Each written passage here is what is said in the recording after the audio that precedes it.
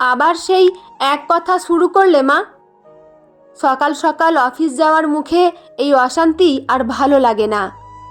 সার্থক ভাত খেতে খেতে একটু বিরক্ত হয়েই বলল। ওর মা রেখা দেবী রান্নাঘরের দরজায় হাত দিয়ে দাঁড়িয়েছিলেন।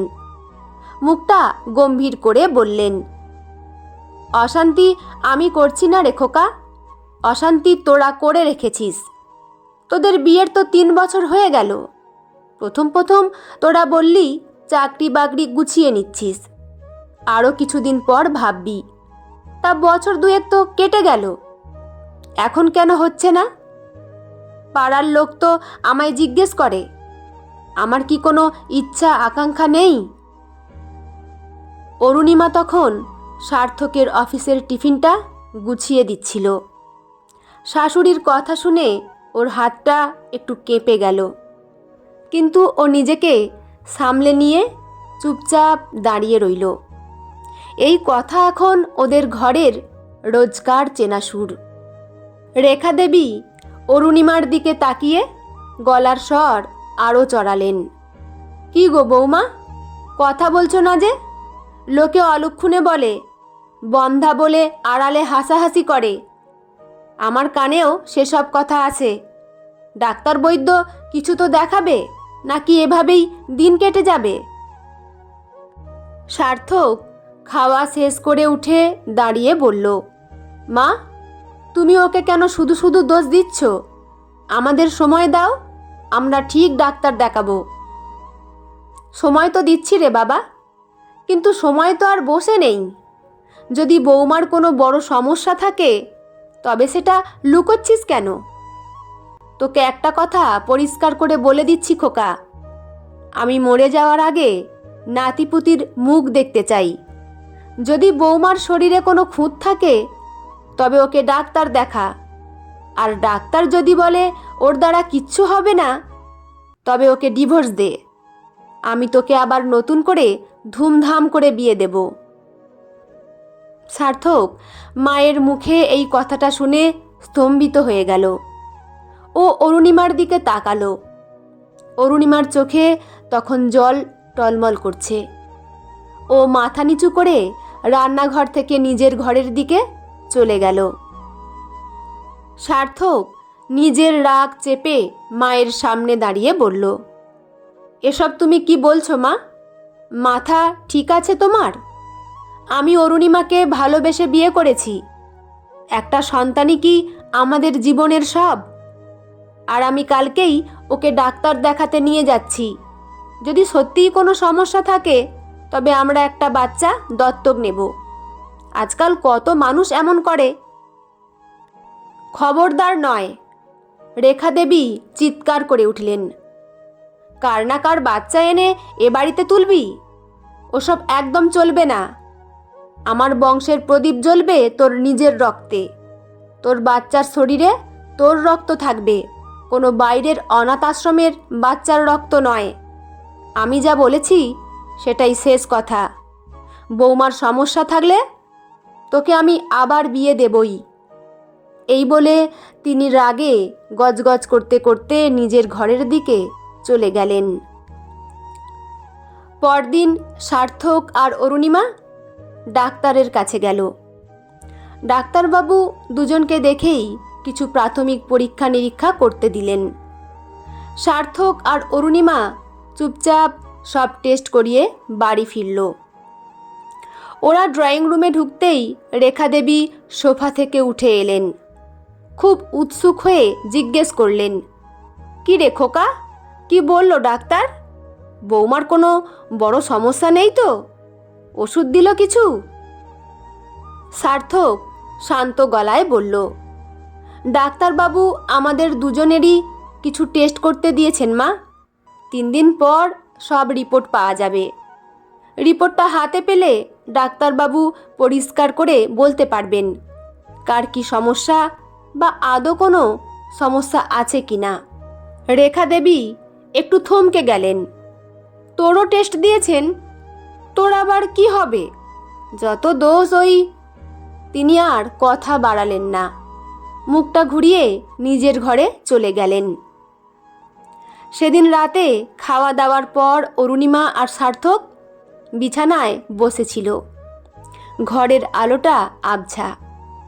অরুণিমা সার্থকের হাতটা শক্ত করে ধরে বলল, আচ্ছা সার্থক, সত্যি যদি টেস্টের রিপোর্টে কোনো খারাপ কিছু আসে, মানে আমি যদি কোনো দিন মা না হতে পারি, তুমি কি সত্যিই তোমার মায়ের কথা শুনে আমায় ডিভোর্স দিয়ে দেবে? সার্থক অরুণিমার দিকে তাকালো। ওর চোখে এক অদ্ভুত ভরসা। ও অরুণিমার হাতটা নিজের দুহাতের মধ্যে নিয়ে বলল, তুমি আমায় এতদিনে এই চিনলে অরুণিমা? তুমি কি আমায় কোনো অমানুষ ভেবেছ? যদি তোমার কোনো সমস্যা থাকে, সেটা তো একটা শারীরিক ব্যাপার। এতে তোমার কি দোষ আছে? এর ওপর কি তোমার কোনো হাত ছিল? আমি মাকে স্পষ্ট বলে দিয়েছি যে আমরা প্রয়োজনে দত্তক নেব। তুমি এইসব আজে বাজে কথা নিয়ে একদম মাথা ঘামাবে না। অরুণিমা সার্থকের বুকে মাথা রাখল। ওর চোখ দিয়ে দুফোঁটা জল গড়িয়ে পড়ল। সার্থক ওর মাথায় হাত বুলিয়ে দিতে দিতে বলল, আর তাছাড়া ডাক্তারবাবু তো এখনো বলেননি যে তুমি মা হতে পারবে না। তাহলে শুধু শুধু এত ভয় পাচ্ছ কেন? আজকাল চিকিৎসা বিজ্ঞান অনেক এগিয়ে আছে। এরকম অনেকেরই বাচ্চা হতে গিয়ে সমস্যা হয়, পরে ডাক্তার দেখিয়ে ওষুধ খেলে সব ঠিক হয়ে যায়। তুমি একদম চিন্তা করো না, আমি তো আছি। অরুণিমা সার্থককে আরও শক্ত করে জড়িয়ে ধরল। বাইরের পৃথিবীর সব ঝড় যেন সার্থকের এই আশ্বাসের সামনে এসে থমকে গেল। পরের দুটো দিন অরুণিমা আর সার্থকের কাটল এক অদ্ভুত মানসিক চাপের মধ্যে। অফিস যাওয়ার ব্যস্ততার মাঝেও দুজনেরই মন পড়েছিল রিপোর্টের দিকে। বাড়ি ফিরেও কেউ আর অন্য কোনো বিষয়ে বিশেষ কথা বলছিল না। অরুণিমার শাশুড়িমা এই দুদিন বেশ চুপচাপ ছিলেন, তবে তার চোখের কোণ দিয়ে সারাক্ষণ অরুণিমার ওপর একটা তীক্ষ্ণ নজরদারি চলত। ঘরের পরিবেশটা থমথমে হয়েছিল। অবশেষে রিপোর্টের দিনটা এলো। সকাল থেকেই রেখা দেবী তাগাতা দিচ্ছিলেন, আজ তো রিপোর্ট দেওয়ার কথা রে খোকা, তোরা তাড়াতাড়ি অফিস থেকে ছুটি নিয়ে চলে আসিস, আমি ওদিকে পুজো দিয়ে রাখবো। সার্থক মায়ের কথার কোনো উত্তর না দিয়ে শুধু মাথা নেড়ে অফিসের উদ্দেশ্যে বেরিয়ে গেল। বিকেলের দিকে সার্থক আর অরুণিমা ডাক্তারের চেম্বারে গিয়ে পৌঁছালো। রিপোর্টগুলো খামে বন্দি হয়ে টেবিলে রাখা ছিল। ডাক্তারবাবু রিপোর্টগুলো একে একে বের করে খুব মনোযোগ দিয়ে দেখলেন। তিনি সার্থকের দিকে তাকিয়ে গম্ভীর গলায় বললেন, দেখুন সার্থকবাবু, মানুষের জীবনে অনেক সময় এমন কিছু সত্যি আসে যা মেনে নেওয়া কঠিন। তবে ডাক্তার হিসেবে আমার কাজ আপনাদের আসল পরিস্থিতিটা জানানো। অরুণিমা ভয়ে সার্থকের হাতটা শক্ত করে চেপে ধরল। ও ভাবছিল এবার বোধহয় ডাক্তারবাবু ওর নামটাই নেবেন। কিন্তু ডাক্তারবাবু রিপোর্টের ওপর আঙুল রেখে বললেন, অরুণিমা দেবীর সব রিপোর্ট একদম নর্মাল। ওনার শরীরে মা হওয়ার ক্ষেত্রে কোনো জটিলতা বা সমস্যা নেই। সমস্যাটা আসলে আপনার সার্থকবাবু। আপনার কাউন্ট এতটাই কম যে আপনি কোনোদিনও বাবা হতে পারবেন না। এটা একটা স্থায়ী সমস্যা, যা ওষুধ বা চিকিৎসায় ঠিক হওয়া অসম্ভব। মুহূর্তের মধ্যে পুরো চেম্বারটা যেন নিস্তব্ধ হয়ে গেল। সার্থক স্তব্ধ হয়ে বসে রইল। ওর মনে হলো চারপাশের সব শব্দ হঠাৎ বন্ধ হয়ে গেছে। যে পুরুষত্বের অহংকার বা সমাজের তৈরি করা চেনা নিয়ম নিয়ে ওর মা রোজ কথা বলতেন, আজ সেই দেয়ালটা এক লহমায় ভেঙে চুরমার হয়ে গেল। অরুণিমা ডাক্তারের কথা শুনে সার্থকের দিকে তাকালো। ওর নিজের ভেতরের সব ভয় কেটে গেল ঠিকই, কিন্তু সার্থকের মুখের ফ্যাকাশে ভাবটা দেখে ওর বুকটা ফেটে যাচ্ছিল। ও ডাক্তারবাবুকে নমস্কার জানিয়ে সার্থকের হাত ধরে চেম্বার থেকে বের করে নিয়ে এলো। বাড়ি ফেরার পুরোটা পথ সার্থক একটাও কথা বলল না। ও বাইক চালাচ্ছিল ঠিকই, কিন্তু ওর চোখ দুটো ছিল শূন্য। অরুণিমা ওর পিঠে হাত দিয়ে সান্ত্বনা দেওয়ার চেষ্টা করছিল, কিন্তু এই পরিস্থিতিতে কি বলা উচিত ও নিজেই বুঝতে পারছিল না। ওরা যখন কলিং বেল বাজালো, রেখা দেবী প্রায় এক দৌড়েই এসে দরজাটা খুললেন। ওনার মুখে তখন তীব্র কৌতূহল। ওরা ড্রয়িং রুমে ঢুকতেই রেখা দেবী খুব উৎসাহের সাথে জিজ্ঞেস করলেন, কি রে খোকা, কি বললো ডাক্তার? কোনো সমস্যা নেই তো বৌমার? আমি তো বলেছিলাম ওই ডাক্তারবাবু খুব বড়, সব ঠিক ধরে ফেলবেন। সার্থক সোফাটায় ধপ করে বসে পড়ল। ওর চোখ দুটো তখন লাল হয়ে উঠেছে। ও মায়ের দিকে তাকিয়ে কাঁপা গলায় বলল, না মা, অরুণিমার কোনো সমস্যা নেই। ওর সব রিপোর্ট একদম পরিষ্কার এসেছে, ও পুরোপুরি সুস্থ। রেখা দেবী একটু থমকে গেলেন। মুখের হাসিটা হালকা হয়ে গেল। ওনার যেন বিশ্বাস হচ্ছিল না। উনি বললেন, তবে তবে এতদিন ধরে কেন হচ্ছিল না? ও তো তাহলে... সার্থক মাকে মাঝপথেই থামিয়ে দিয়ে বলল, সমস্যাটা অরুণিমার নয় মা, সমস্যা আছে আমার। ডাক্তারবাবু পরিষ্কার বলে দিয়েছেন আমি কোনোদিন বাবা হতে পারবো না, আমার সেই ক্ষমতাই নেই। কথাটা শোনা মাত্রই রেখা দেবী যেন আকাশ থেকে পড়লেন। ওনার মুখের সব রং উবে গেল। উনি সোফার হাতলটা ধরে দাঁড়িয়ে পড়লেন, তারপর কেঁদে উঠলেন। এ কি বলছিস খোকা? এ কখনো হতে পারে? তুই আমার একমাত্র ছেলে, তোর শরীরে কোনো খুঁত থাকতে পারে না। ডাক্তার নিশ্চয়ই ভুল রিপোর্ট দিয়েছে। আজকালকার ল্যাবরেটরিগুলো তো পয়সা খাওয়ার জন্য ভুলভাল রিপোর্ট বানায়। চল, তোকে অন্য বড় ডাক্তার দেখাবো। সার্থক বলল, কেন হতে পারে না মা? অরুণিমার সমস্যা হতে পারলে আমার কেন হতে পারে না? আমি কি মানুষ নই? নাকি পুরুষদের শরীরে কোনো রোগ বা সমস্যা থাকতে নেই? তুমি তো এতদিন ধরে সব দোষ অরুণিমার ঘাড়ে চাপাচ্ছিলে। ওকে বাজা বলে কত কথা শুনিয়েছ। পাড়ার লোকের লজ্জায় ও মুখ দেখাতে পারতো না। আজ যখন প্রমাণ হয়ে গেল যে দোষটা তোমার নিজের ছেলের, তখন তোমার বিশ্বাস হচ্ছে না? রেখা দেবী আঁচল দিয়ে মুখ ঢেকে সোফায় বসে ফুঁপিয়ে কাঁদতে লাগলেন। ওনার এতদিনের সব অহংকার, সব দম্ভ যেন এই একটা রিপোর্টে ধুলোয় মিশে গেল। সার্থক উঠে ওনার সামনে গিয়ে দাঁড়ালো। ও বলল, সেদিন তুমি আমাকে এসে বললে না মা, অরুণিমাকে ডিভোর্স দিতে? আজ তো প্রমাণ পেয়েই গেলে তোমার ছেলের মধ্যেই সমস্যা। তাহলে এবার অরুণিমারও উচিত আমাকে ছেড়ে চলে যাওয়া। আমার মতো একটা বন্ধা ছেলের সাথে থেকে ও কেন নিজের জীবনটা নষ্ট করবে, তাই না মা? বলো, এবার তুমি ওকে নিজে থেকে বিদায় করে দাও, আর ওর একটা ভালো জায়গায় বিয়ে দাও। আমার জন্য ওর জীবনটা কেন নষ্ট হবে? রেখা দেবী আর কোনো কথা বলতে পারলেন না।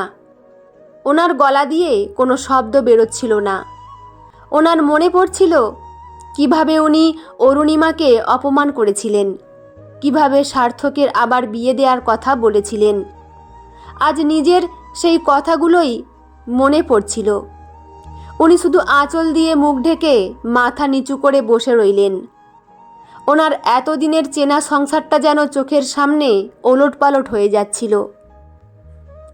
সার্থকের কথাগুলো শোনার পর রেখা দেবী অপরাধীর মতো মাথা নিচু করে ফুঁপিয়ে কাঁদছিলেন। এবার অরুণিমা এগিয়ে এলো। ও সার্থকের হাতটা শক্ত করে ধরে নিজের দিকে ঘোরালো।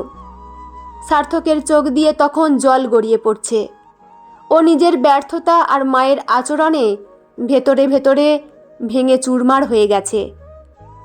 অরুণিমা সার্থকের চোখের জলটা নিজের হাত দিয়ে মুছিয়ে দিয়ে শান্ত গলায় বলল, এসব তুমি কি বলছো সার্থক? মাথা খারাপ হয়ে গেছে তোমার? তুমি আমার দিকে তাকিয়ে এই কথাগুলো বলতে পারলে? সার্থক মুখ নামিয়ে বলল, আমি তো সত্যি কথাই বলেছি অরুণিমা। আজ যদি তোমার এই রিপোর্ট আসতো, মা তো তোমাকে এই বাড়িতে টিকতে দিত না। আমি চাই না আমার জন্য তোমার একটা স্বাভাবিক জীবনের স্বপ্ন নষ্ট হয়ে যাক। অরুণিমা সার্থকের দুই কাঁধে হাত দিয়ে ওকে সোফায় বসালো। তারপর নিজে ওর পাশে বসে বলল, তুমি যেমন আমায় ভালোবাসো, আমি কি তোমাকে তেমন ভালোবাসি না সার্থক? 3 দিন আগে যখন আমরা রিপোর্ট জানতাম না, তখন রাতে তুমি আমায় কি বলেছিলে মনে নেই? তুমি বলেছিলে, যদি আমার কোনো সমস্যা থাকে তবে সেটা শারীরিক ব্যাপার, তাতে আমার কোনো হাত নেই। আর তুমি কোনোদিন আমায় ছেড়ে যাবে না। আজ যখন সমস্যাটা তোমার, তখন তুমি ভাবলে কি করে যে আমি তোমাকে ছেড়ে চলে যাব? ভালোবাসা কি এতই সস্তা? সার্থকের হাত দুটো অরুণিমার হাতের মুঠোয় কাঁপছিল। অরুণিমা রেখা দেবীর দিকে একবার তাকিয়ে আবার সার্থকের উদ্দেশ্যে বলল, সন্তান জীবনে প্রয়োজন, আমি অস্বীকার করছি না। মা হওয়ার ইচ্ছা সব মেয়েরই থাকে, কিন্তু সন্তান ছাড়া কি একটা জীবন অচল? আমাদের চারপাশের কত মানুষের তো সন্তান নেই, তারা কি বেঁচে নেই? আমরা আমাদের জন্যই বাঁচব সার্থক। দুজন দুজনকে আগলে ভালোবেসে জীবনটা কাটিয়ে দেব। একটা রিপোর্টের কাগজ আমাদের 3 বছরের ভালোবাসাকে মিথ্যে প্রমাণ করতে পারবে না। অরুণিমার মুখে এই কথাগুলো শুনে রেখা দেবী আঁচল সরিয়ে চোখ তুলে তাকালেন। ওনার চোখ দুটো তখন অনুশোচনায় লাল। তিনি ভাবতেই পারেননি যে মেয়েটিকে তিনি এতদিন ধরে প্রতিনিয়ত অপমান করেছেন, বাজা বলে কত কথা শুনিয়েছেন, সে আজ ওনার ছেলের এই কঠিন সময়ে এমনভাবে ঢাল হয়ে দাঁড়াবে। ওনার নিজের ভেতরের সংকীর্ণতা আজ অরুণিমার এই বিশাল মনের সামনে বড্ড ছোট হয়ে গেল। রেখা দেবী সোফা থেকে উঠে ধীর পায়ে অরুণিমার সামনে এসে দাঁড়ালেন। ওনার সারা শরীর কাঁপছিল। তিনি অরুণিমার দুটো হাত ধরে কেঁদে ফেলে বললেন, আমায় তুমি ক্ষমা করে দাও বৌমা। আমি মা হয়েও যেটা বুঝতে পারিনি, তুমি একজন স্ত্রী হয়ে সেটা কত সহজে বুঝিয়ে দিলে। আমি তোমাকে কত কথা শুনিয়েছি, কত কষ্ট দিয়েছি। আজ ভগবান আমার অহংকার ভেঙে চুরমার করে দিয়েছেন। আমার নিজের ছেলের ভাগ্যেই যখন এই কষ্ট, তখন আমি তোমাকে দোষ দেওয়ার কে? তুমি সত্যিই এই ঘরের লক্ষ্মী। অরুণিমা শাশুড়ি মায়ের হাত দুটো ধরে ওনাকে জড়িয়ে ধরল। ও বলল, কেঁদো না মা, যা হয়ে গেছে তা নিয়ে আর ভেবে কি হবে? সার্থক তো আপনারই ছেলে। ও এখন ভেতরে ভেতরে বড্ড একা হয়ে গেছে। এই সময়ে আমাদের দুজনকে ওর পাশে থাকতে হবে। আপনি যদি এভাবে ভেঙে পড়েন, ও তো নিজেকে অপরাধী ভাববে। রেখা দেবী চোখের জল মুছে সার্থকের মাথায় হাত রাখলেন।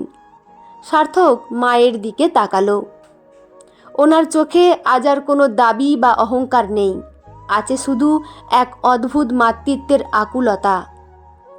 রেখা দেবী বললেন, খোকা, বৌমা ঠিকই বলেছে, তোরা দুজন দুজনকে নিয়ে সুখে থাক। আর তোরা যদি চাস, ওই সেদিন কি যেন বলছিলি, একটা বাচ্চাকে দত্তক নেওয়ার কথা, তোরা যা ভালো বুঝিস করিস বাবা। আমার আর কোনো আপত্তি নেই। যে বাচ্চাই আসুক, সে আমার সার্থকের সন্তান, এই বাড়িরই আলো। সার্থক মায়ের হাতটা জড়িয়ে ধরে ওনার কোলের ওপর মাথা রাখল। এতদিনের জমে থাকা সব অশান্তি আর মেঘ যেন এক মুহূর্তে কেটে গেল। অরুণিমা সার্থকের পাশে বসে ওর মাথায় হাত বুলিয়ে দিচ্ছিল। জীবনটা হয়তো ওদের ভাবনার মতো করে চলল না, কিন্তু আজ থেকে ওদের সম্পর্কের বন্ধনটা আরও অনেক বেশি গভীর আর মজবুত হয়ে গেল। ঠাকুর ঘরে রাধাকৃষ্ণের মূর্তির দিকে তাকিয়ে অরুণিমা মনে মনে এক অদ্ভুত শান্তি অনুভব করল। রক্তের সম্পর্কের চেয়েও যে ভালোবাসার সম্পর্ক অনেক বড়। আজ এই ঘরোয়া সংসারটা যেন তারই এক জীবন্ত দলিল হয়ে রইল। রক্তের সম্পর্ক বা সন্তানই একটি সংসারের একমাত্র ভিত্তি নয়, বরং পারস্পরিক ভরসা, সম্মান এবং নিঃশর্ত ভালোবাসাই হলো যে কোনো সম্পর্কের আসল শক্তি। কঠিন সময়ে সমাজ বা পরিবারের চাপকে দূরে সরিয়ে একে অপরের পাশে ঢাল হয়ে দাঁড়ানোর নামই কিন্তু প্রকৃত জীবনসঙ্গী। বন্ধুরা, গল্পটি এখানেই সমাপ্ত। আপনাদের কেমন লাগলো অবশ্যই কমেন্ট করে জানাবেন। কলমে সুপ্রিয়া ঘোষ, পাঠে আমি রিমি। দেখা হচ্ছে পরের কোনো গল্প নিয়ে। ভালো থাকবেন সবাই। ধন্যবাদ।